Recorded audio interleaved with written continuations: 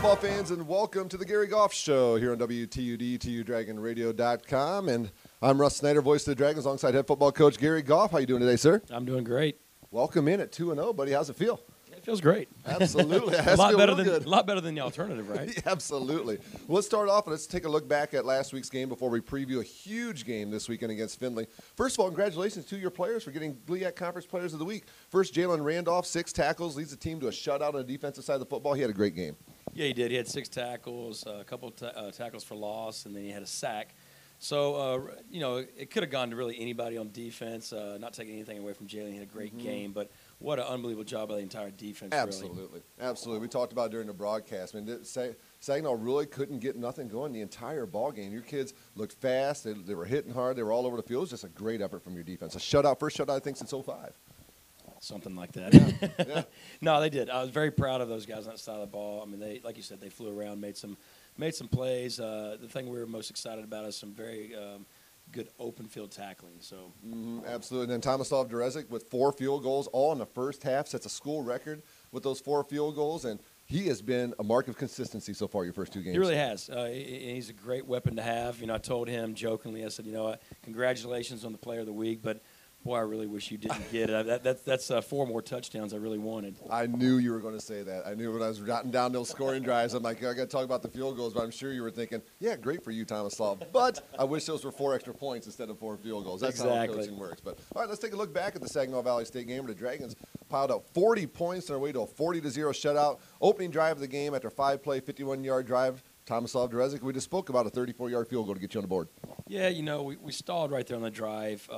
We missed one of our checks right there. And so, if we can end every drive with getting points, and, that's a win-win for us. But we really got to concentrate on finishing drives with 7 points rather than just 3. But it was good for the opening drive to go right down the field and get some points on the board. Well, you also scored in the first quarter with another scoring play. This is a 30-yard pass from Antonio Pipkin to Charles Holland after a 14-play, 80-yard drive to finish the first quarter with a 10-0 lead. Yeah, great throw and catch right there. They rolled their coverage, and, really the quarterback, receiver on the same page, and they kept the vertical route real skinny right there, and perfect throw and catch. So that was probably one of the easiest scores of the day, really. Yeah, those two seem to be working pretty well together so far this year. Charles Holland had an unbelievable day.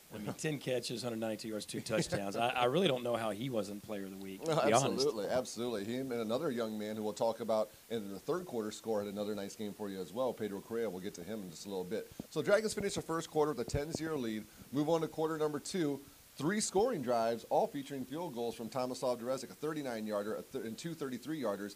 39-yarder, a nice long drive, 13 plays on 65 yards.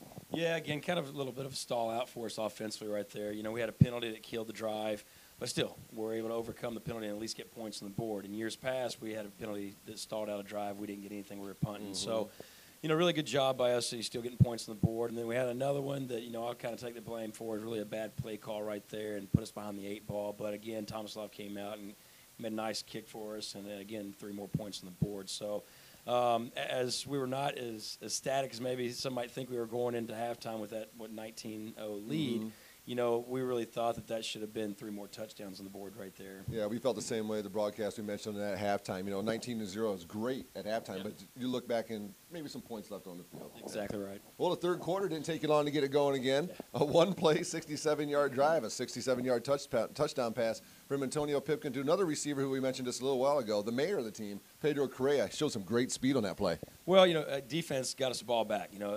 Saginaw went 3 and out. Great job by our defense to make them punt. And then first play right there, our quarterback saw something he liked. He actually audibled the play right there. Awesome. and found Pedro right down the middle. And couldn't have thrown a better pass right there. Great route, great catch for a long score. And, yeah, the mayor right there, as we say, it seems like he's been here for 6 years.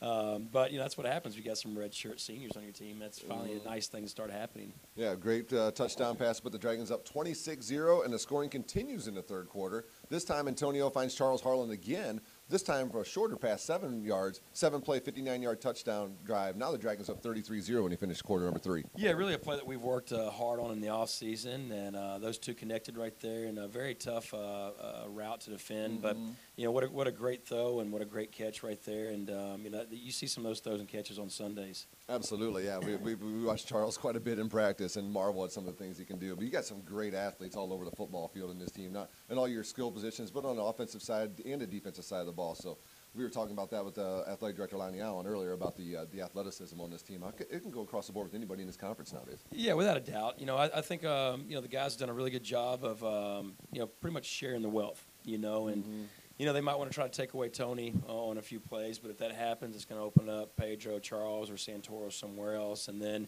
if they want to take all the defend the pass, then they got to worry about Pipkin. So, really, we got some good things going in our favor right now. And the coach staff's done a great job of making sure that everybody's been involved in the game plans and making us a little more difficult to defend. You mentioned a couple athletes who we haven't even mentioned here today. So, yeah, it does pose a lot of problems for opposing defenses. Final score of the game comes in the fourth quarter. This young man led you in rushing, or the running back position, led you with 66 yards on the game. And Chris Watkins comes in, he's a 15-yard touchdown run after a 7-play, 63-yard drive to finish the scoring off at 40-0. Yeah, as where Jerry Brown might be that just bulldozer and going to get you those tough yards, Chris Watkins kind of comes in and kind of gives you a little bit of both, a little bit of a fastball, but a powerful runner. And with those three backs, with Jerry, Jordan Nobles, and Chris Watkins, we feel like they all bring something different to the table. So it was good to get him in the game right there, give Jerry a little bit of a rest and a break. And, Chris is a very, very dynamic player as well. And, we saw a glimpse of him last year at the Wayne State game. He's just a true freshman. So Chris is a little more powerful now, and he's strong. He can take it the distance, but also get the tough yards in between the tackles. Yeah, he's not the tallest guy in the world, but you mentioned strong. That kid is a strong young man. Very explosive. All right, let's talk a little bit about the defense here. One of the stats I love from the game, 10 first downs for them and 10 punts from them. Your defense just did a great job of getting on the field and getting right back off. They did, and Saginaw had some athletes on the perimeter as well.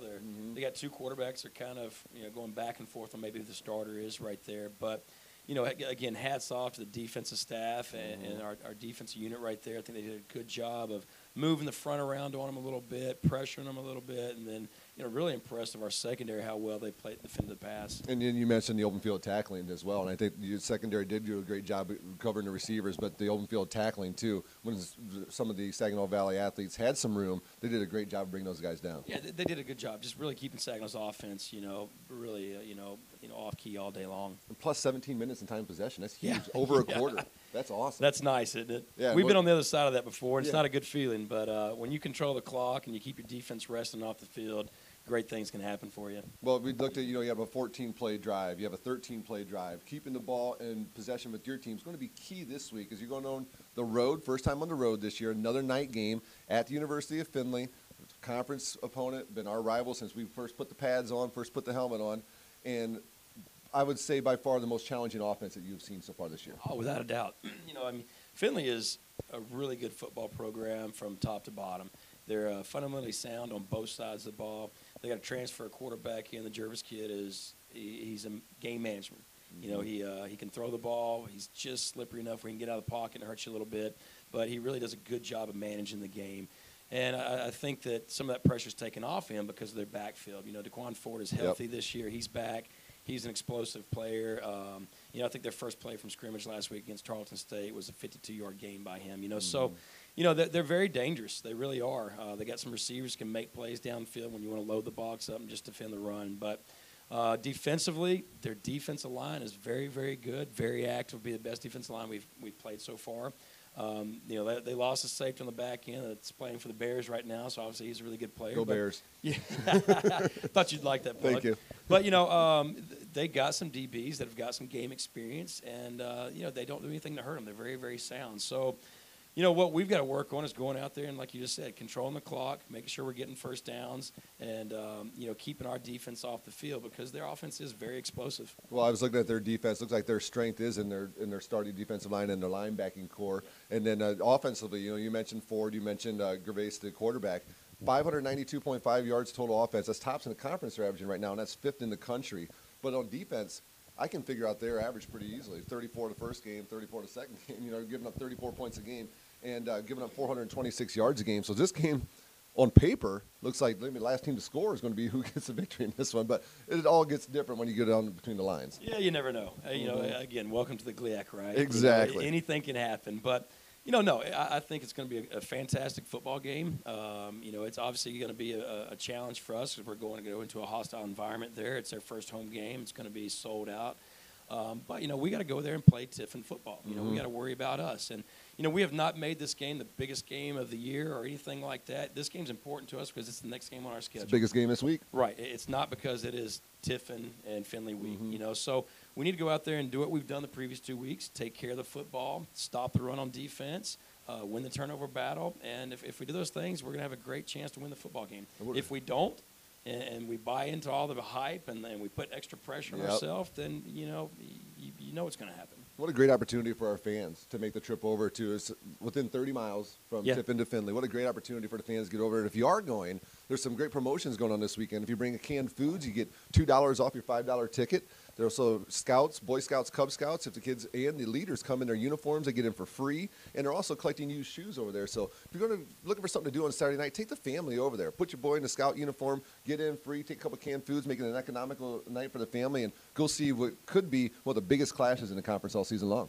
Without a doubt, I think we're bringing 2 buses of our student body over. I mean, it should be a great atmosphere, so it should be a lot of fun. And, hey, this is why we work so hard all year round, so we can have these moments. You know? Absolutely. The conference so far off to a great start. Some big games last week. It continues this week, and the Dragons on the road for their first road test of the season, 7 o'clock over Donnell Stadium as the Dragons go over to take on the Oilers of the University of Findlay. Coach, great job so far. Your kids seem to be just working incredibly hard. I see them on campus, and they say hi to you right away. Just good kids, and it's been a pleasure so far these first couple of weeks, and we cannot wait for Saturday. Go get them, buddy. I appreciate it. Hey, we keep preaching tough attitude and discipline. That's what it's all about. Absolutely. His name's Gary Goff. He's head coach of the 2-0 Tiffin University Dragons. 7 o'clock start at the University of Findlay this Saturday night. You can catch all the action at tudragonradio.com as well as 100.9 WMJK. For Coach Gary Goff, I'm Russ Snyder. Thank you so much for joining us for the Gary Goff Show here on WTUD, part of the Tiffin University Dragon Football Network.